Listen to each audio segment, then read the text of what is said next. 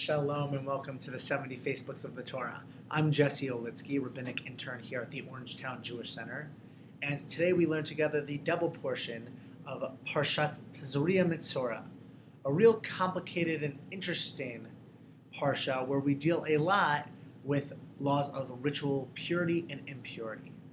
Things that cause one to be ritually pure, tahor, or ritually impure, tameh, are skin infections, bodily emissions, the loss of hair, skin discoloration.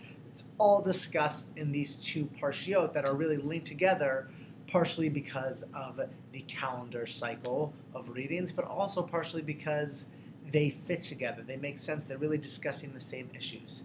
And here we find the laws concerning one who has tzarat, one who, which we usually translate as leprosy, one who has some sort of skin problem. And interestingly, this is before a time of medicine, and these skin diseases were untreatable, so it makes sense in our text that when someone has this skin disorder, the laws are set to prevent that person from spreading this contagious illness. One who is deemed ritually impure had to temporarily separate himself or herself from the rest of the community, leave the tent, leave the camp, and go elsewhere. That way, yes, they're quote-unquote tameh, ritually impure, but they also wouldn't spread this infection. We also learn what happens when somebody no longer has this disorder, no longer is tameh, and can be welcomed back into the community. Animals are sacrificed, and they slowly emerge as part of the community.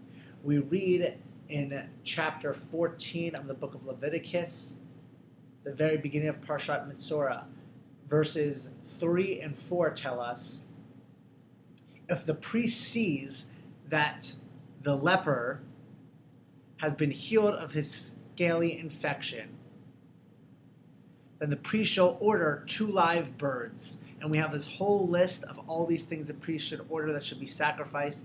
And then after that's all sacrificed, after the sacrifices are made, and he sprinkles the blood and the pure water onto himself, we have in verse 8 of the same chapter, chapter 14, verse 8, the one to be purified shall wash his clothes, shave off all of his hair, bathe in water, then he shall be pure. After that, he may enter the camp again. This is really a difficult concept to grasp, how one's physical state can lead to ritual impurity. Yet there's something special about being concerned to the very last detail about being in a natural state of tahor, of ritual purity. When one is ritually pure, tahor, one is able to participate in worship.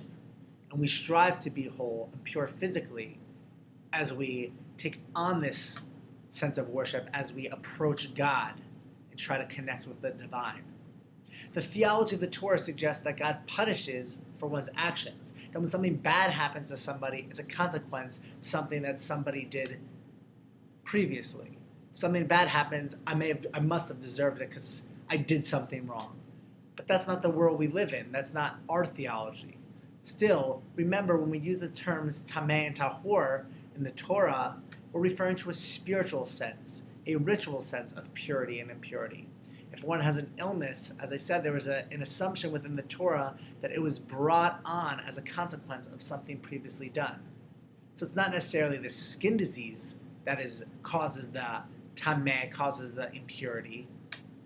Rather, it's instead the action that led to it that causes the spiritual impurity. But this isn't the rabbinic theology of Judaism in the year 2010. So we must rationalize this concept of tameh and tahor, of ritual impurity for ourselves. So I ask you, what does it mean to you to be in a physical state of purity as we approach God and worship Adonai? If we are all created b'tselem Elohim in God's image, then isn't everything about us, skin diseases and bodily emissions included, a part of that godly image that we were created in? And if so, how do we come to understand what it means to be ritually pure and impure? A lot of difficult questions in this double parsha of TazriaMetzora, but I look forward to coming up with some answers together as we learn together this week. Have a great week.